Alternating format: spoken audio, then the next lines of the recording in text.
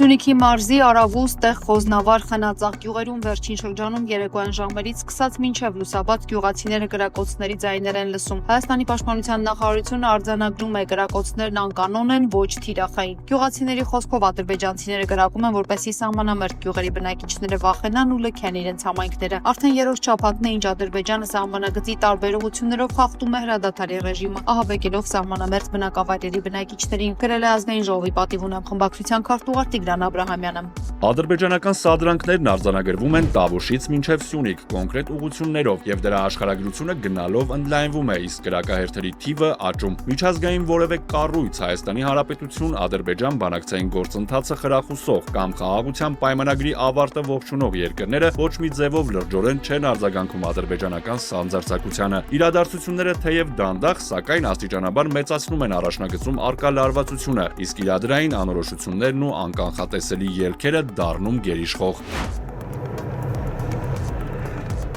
Անդրադառնալով Հայաստանում արտաքին գործերի նախարարության կողմից ապրիլի 5-ի հայտարարությանը Արցախի տեղեկատվական շտաբը պատասխան հայտարարությամբ է հանդես եկել Արցախի հանրապետության սահմանադրությամբ որևէ պաշտոնյա, այդ թվում երկրի ղեկավարը հազորված չէ լուծարել հանրապետությունը գլխագրով։ Այն հայտարարությունը, թե Լեռնային Ղարաբաղի հայության բռնի տեղահանության եւ Լեռնային Ղարաբաղի լուծարման վերաբերյալ հրամանագրի հրապարակումից հետո խնդիրը դուրս է եկել Հայաստանի Հանրապետության եւ Ադրբեջանի Հանրապետության միջև միջպետական հարաբերությունների կարգավորման օրակարգից հարկ ենք համարում ընդգծել, որ այն որևէ իրավական հիմք չունի եւ իրական խնդիրներից հասարակության ուշադրությունը շեղելու անհաջող փորձ է։ Բռնի տեղահանությունից հետո Արցախի իշխանությունները ցուցաբերել են զսպվածություն, փորձելով խուսափել ավելորդ շահարկումներից եւ ազգամիջյան խնդիրներից, սակայն տեղեկատվական դաշտում պարբերաբար տեղ գտած սադրիչ հայտարարություններին չարձագանքելը հարուցում է հասարակության արդարացի դժգոհությունը։ Ստացվում է այնպես, որ Հայաստանի Հանրապետության արտաքին գործերի նախարարությունը հղում անելով Արցախի իրավական դաշտում երբևիցե գոյություն չունեցած փաստաթղթին միաժամանակ անտեսում է Արցախի Հանրապետության անկախության մասին հռչակագիրը, սահմանադրությունը եւ օրենքները, նույն կերպ վարվելով Հայաստանի,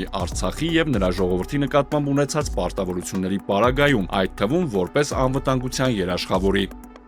Արցախի հանրապետության այսպես կոչված լուծարման հրամանագիրը ստորագրվել է Ադրբեջանի լայնածավալ հարձակման հետևանքով ստեղծված ծանրագույն իրավիճակում շարունակվում է հայտարարությունում։ Հիմնականում հայկական որոշ շրջանակների կողմից պարբերաբար հիշատակվող այդ թուղթը չէր կարող կոչվել փաստաթուղթ, քանի որ այն հակասահմանադրական էր։ Պատրաստ ենք Հայաստանի կառավարությանը տրամադրել բոլոր հիմնավոր փաստաթղթերը, իսկ անհրաժեշտության դեպքում դրանք հրապարակել։ Հերթական անգամ կոչ ենք անում զերծ մնալ Արցախի իրավական դաշտում երբևէ գոյություն չունեցած փաստաթղթի շահարկումից։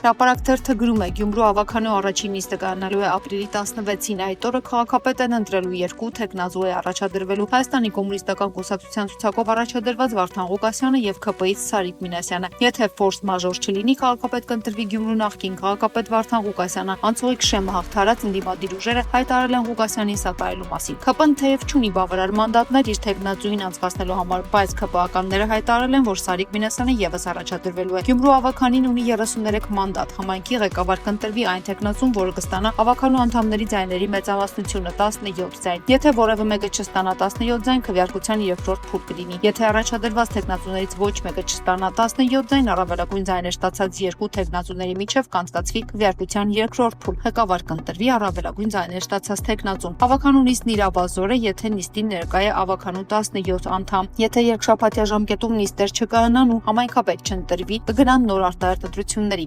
Քաղաքապետ ընտրությունը բաց քվեարկությամբ է անհատական քվեաթերթիկներով, որոնց վրա ընտրողի անուն ազգանունն է նշվում։ Անցած շաբաթավերջից մեկնարկած պրոշյանցիների բողոքի ակցիան շարունակվել է նաև այսօր։ Կոտայքի մարզի Պրոշյան եւ Քասախ համայնքների բնակիչները մի քանի ժամ շարունակ փակել էին Երևան աշտարակ ճանապարհը։ Նրանք բողոքում են տրանսպորտի 25 եւ 59 համարների գծերի կրճատման եւ ավելի թանկ երթուղու սպասարկման դեմ։ Ըստ բնակիչների նոր երթուղին սպասարկելու է Մուլտիտրանսպորտ ընկերությունը, իսկ ուղևճարը լինելու է 200-ից 250 դրամ։ Բնակիչների խոսքով 25 եւ 59 համարների ավտոբուսներից օգտվելու դեպքում իրենք վճարում էին 150 դրամ, իսկ Մուլտիտրանսպորտին պատկանող թիվ 277 միկրոավտոբուսներից օգտվելու դեպքում ոչ միայն ավելի թանկ պետք է վճարեն, այլ այն սպասարկելու է ընդամենը 7 կիլոմետր մինչև ֆիզիկայի ինստիտուտ։ Ամեն մեր մեր օգուտը իր ֆինանսական գումարը ավելանում է նաև 200 դրամ, գնալ 200 դրամ գալ 400 դրամ, այսինքն մի անձը ամսվանում 12000 դրամ բեռ ավելանում ֆինանսական այդ մարդու տանիքի վրա։ Եվ մարդ կա 4 ուսանող ունի 5-րդ ինքն է գնում Երևան աշխատանք 5 օր։ Ասեկան 60,000 դրամ այդ մարդու ընտանիքից ֆինանսական բեռը ավելանում է մենակ այդ գազելի գումարով 2 բան է 200 դրամ գնալ 200 դրամ 60,000 դրամ այդ տվյալ ընտանիքի վրա այդ լսում է ու փոխում լսում թեման փոխում բացատրում են արվում վերջանը դա իրանք քննարկում են ասա եթե մենք քննարկեինք որ գնա օրինակի համար դուք բարեկամություն մետրո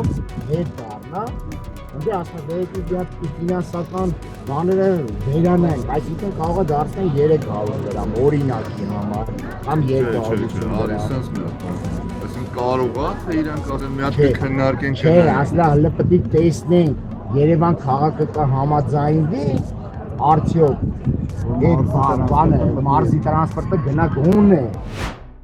Արադ Միրզոյանը չլուսաբանված այց է ունեցել Դուբայ այգորտնախարարությունը հերքելով հաստատում է Միրզոյանի Դուբայում գտնվելու հանգամանքը գրում է Փաստինֆոն։ Փաստինֆոյի դիվանագիտական աղբյուրի փոխանցմամբ Արադ Միրզոյանը գիշերակացով կանգ է առել Դուբայում, որտեղ ոչ պաշտոնական շփումներ է ունեցել ադրբեջանական պատվիրակության հետ։ Տեղեկության վերաբերյալ լրատվամիջոցը մեկնաբանություն է խնդրել ԱԳՆ-ից հարց ուղղելով նաև թե ինչու չի հաղորդվել Արաբական Միացյալ Էմիրություններ Արադ Միրզոյանի կատարած այցի մասին։ Հայաստանի ԱԳՆ-ից նախ փորձել են հերքել, որ Միրզոյանը եղել է Դուբայում առաջարկելով հայտնել աղբյուրը Փաստինֆոն մերժել է աղբյուրը բացահայտելու առաջարկը, ինչից որոշ ժամանակ անց ԱԳՆ-ից հաստատել են, որ Միրզոյանը Դուբայում այդուհանդերձ եղել է։ Չլուսաբանված այց, այդ թվում Արաբական Միացյալ Էմիրություններ տեղի չի ունեցել Ղազախստան կատարած պաշտոնական այցից մարտի 28-ին նախարար Միրզոյանը վերադարձել է Աստանա Դուբայ Երևան թռիչքով հայտնել են Հայաստանի ԱԳՆ-ից պնդելով, թե այնտեղ որևէ հանդիպում տեղի չի ունեցել։ Արձանագրենք, որ ԱԳՆ-ից հաստատել են Միրզոյանի Միացյալ Էմիրություններում լինելով հաստային բանից հետո, երբ տեղեկացել են, որ լրատվամիջոցն ունի ականատես։ Ադրբեջանի արտգործնախարար Ջեյհուն Բայրամովը Աբու Դաբիում նախորդին հանդիպել է իր գործընկեր Աբդուլլա բին Զայեդ Ալ-Նահյանի հետ քննարկել գործակցությունը մասնավորապես քաղաքական, տնտեսական, առևտրային, էներգետիկ եւ հումանիտար ոլորտներում։ Ըստ ադրբեջանական ազերթակի Բայրամովը Արաբական Միացյալ Էմիրությունների արտգործնախարարին է ներկայացրել տարածաշրջանում վերականգնողական աշխատանքները, խոսել խաղաղության պայմանագրից ու արկա մարտահրավերներից։ Ադրբեջանի արտգործնախարարը կրկին ընդգծել է ականների սպառնալիքներն ու Ադրբեջանի նկատմամբ տարածքային պահանջները, որոնք ինչպես Բայրամովն է ասել, արկա են Հայաստանի սահմանադրության մեջ եւ մի շարք օրենսդրական ակտերում։ Ադրբեջանական կողմի փոխանցմամբ ընդգծվել է Արաբական Միացյալ Էմիրությունների աջակցության կարևորությունը ականազերծման, նաեւ Ադրբեջանի օկուպացիայից ազատագրված տարածքների վերականգնման հարցում։ Բաքվի ռազմական դատարանում շարունակվում է օկուպացված Արցախի հանրապետության նախկին պետնախարար Ռուբեն Վարդանյանի գործով շինծու դատավարությունը։ Նախորդ նիստին ցուցմունք էր տվել ավելի քան 20 տուժող։ Նրա դեմ շինծու գործը քննվում է Արցախի նախկին ռազմաքաղաքական ղեկավարների դեմ գործից առանձնացված։ Ադրբեջանը Վարդանյանին մեղադրում է խոշտանգումների, շահադիտական գործունեության, պատերազմի օրենքների խախտման, ահաբեկչության ֆինանսավորման համար։ Շինծու դատավարության գործընթացը մեկնարկել էր հունվարի 17-ին։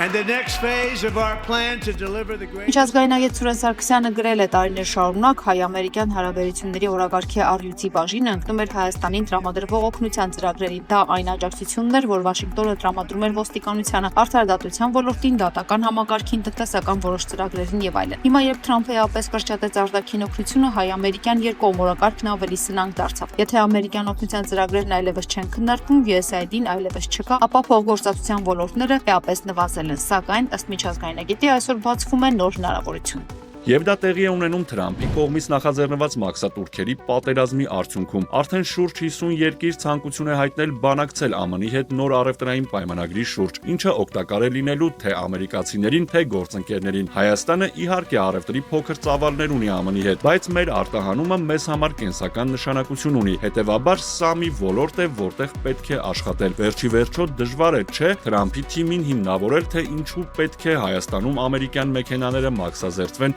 30+%-ով, Apple-ի եւ այլ ամերիկյան ընկերությունների վրա կիրառվի բարձր մաքսատուրք, իսկ ինքը մեզ վրա 10% լրացուցիչ մաքսատուրք չսահմանի։